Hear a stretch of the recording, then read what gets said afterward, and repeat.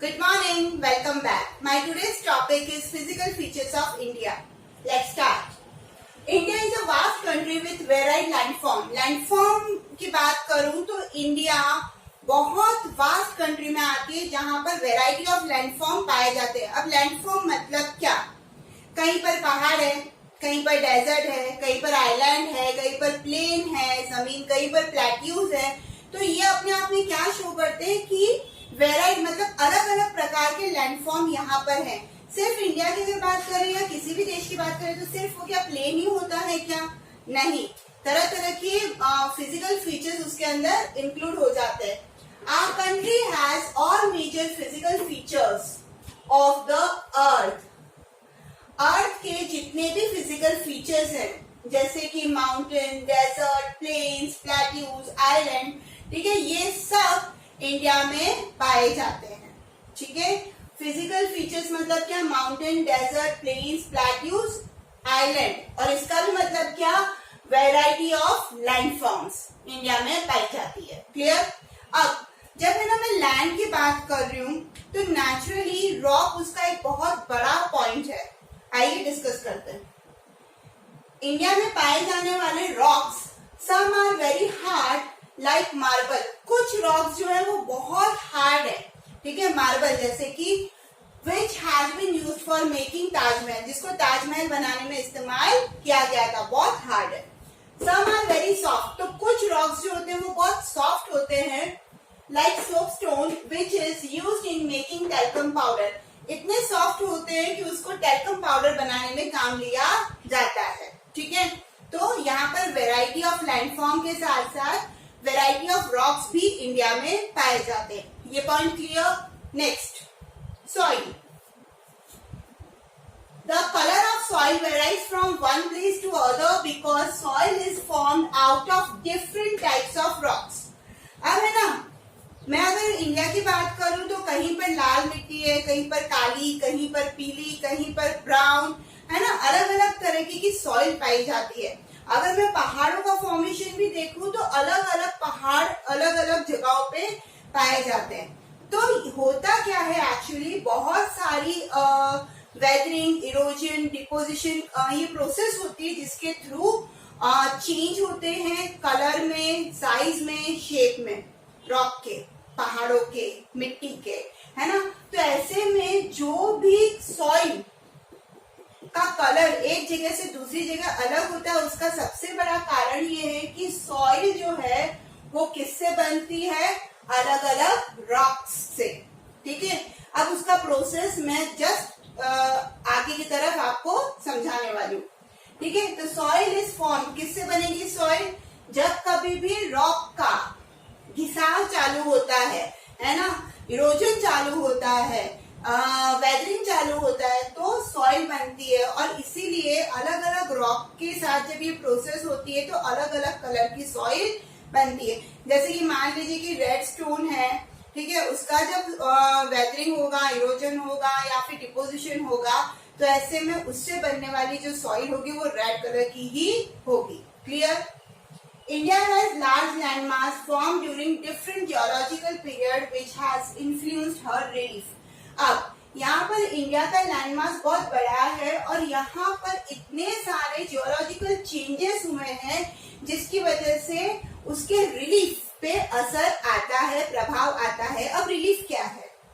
मान लीजिए ये प्लेन लैंड है, इसमें तो हम आसानी से रहते हैं, मतलब इसमें कोई मेजरमेंट आता ही नहीं है. बट जब मैं बात करती हूँ कि थोड़ा सा वैली आ गया, फिर ऊबड़ खाबड़ आ गया, फिर माउंटेन्स आ गए, तो यहाँ पर जो सरफेस एरिया है, फ्लैट लैंड जो है, उसके नीचे और उसके ऊपर वाला जो हाइट है, ठीक है, ये जो वैली आ गई, ये फ्लैट लैंड नहीं होके थोड़ा सा ऊबड़ खाबड़ लैंड आ गई, ये माउंटेन्स आ गए, तो अपने आप में ये जो डिफरेंस है ना वो रिलीफ वर्ड को शो करता है कि मतलब सरफेस एरिया से कितना अबाव, कितना बिलो.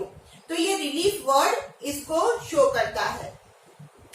यस, अब रिलीफ यहाँ पर क्या कर रहा है? Involve vertical and horizontal dimension of land surface. जो भी लैंड सरफेस है उसका वर्टिकली और हॉरिजेंटली डायमेंशंस को कवर करता है, इन्वॉल्व करता है। मतलब चाहे वो सरफेस एरिया हो, चाहे प्लेन एरिया हो, चाहे वो माउंटेन हो, चाहे वो वैली हो, वो यहाँ पर क्या करेगा, इन्वॉल्व करेगा। रिलीफ वर्ड पूरी सब सारी चीजों को इन्वॉल्वमेंट शो करता है। Number of processes such as weathering, erosion and deposition have created and modified the relief of its present form। अब क्या होता है कि आज जिस फॉर्म में हम रह रहे हैं, उस फॉर्म में आने के लिए तीन चीजों ने एक बहुत बड़ा रोल प्ले किया है, दैट इज वेदरिंग, इरोजन और डिपोजिशन। लाखों साल की ये प्रोसेस होती है। अभी कैसे मैं इन डिटेल अभी आपको समझाऊंगी, बट पहले इन तीनों का मीनिंग समझ लेते हैं। Weathering, weathering means it is a process in which the rocks are broken down into fine particles। ठीक है, अब मान लीजिए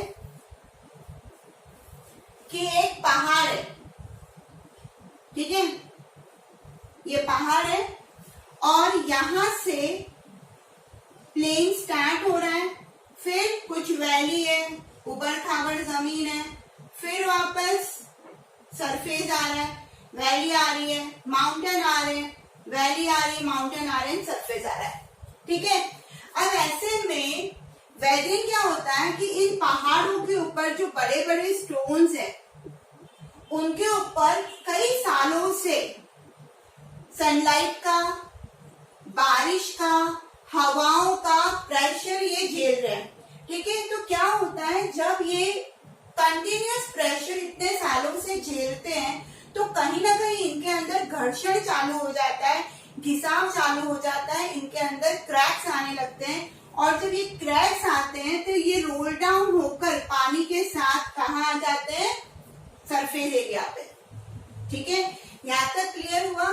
तो वेदरिंग क्या हुआ, जब कभी भी rocks broken down into fine particles, जब एक बड़ा रॉक या छोटे रॉक और ज्यादा फाइन पार्टिकल्स में टूटने लग जाते हैं, तो उस प्रोसेस को हम कहते हैं वेदरिंग। और ये यूजुअली होता है बारिश, हवा और सनलाइट, है ना। सनलाइट एक बहुत बड़ा रोल प्ले करता है, बट एग्जैक्टली उससे ब्रोकन डाउन नहीं होता है।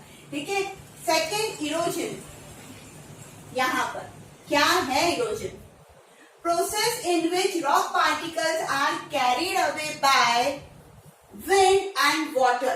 अब क्या होता है, जब ये पार्टिकल्स छोटे छोटे हो जाते हैं और जब बारिश का पानी या कोई भी रिवर आती है, तो ये रिवर क्या करती है, इन छोटे छोटे पार्टिकल्स को अपने साथ बहाकर ले जाना चालू करती है। तो ऐसे में ये जो प्रोसेस हो रहा है कि टूटे हुए पार्टिकल्स को बहाकर ले जाना अपने साथ, चाहे वो हवा हो, चाहे वो पानी हो, तो ये इरोजन प्रोसेस में आ जाता है। जैसे कि यहाँ पर आपको दिख रहा होगा कि ये जो रिवर है, ये माउंटेन से जो रॉक पार्टिकल्स है उनको बहाकर अपने साथ ले जा रही है। ठीक है, थर्ड डिपोजिशन।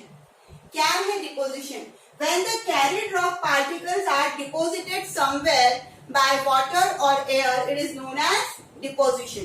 It means कि जब वो अपने साथ बहाकर ले जा रही है सरफेस एरिया पर, तो वो कुछ इस तरीके से चलेगी, माउंटेन में नहीं, है ना। तो ऐसे में ये जो वैली है, ये 10 पार्टिकल धीरे धीरे क्या होंगे, यहाँ पर सेटल डाउन होने लग जाएंगे, इस फॉर्म में आने लग जाएंगे।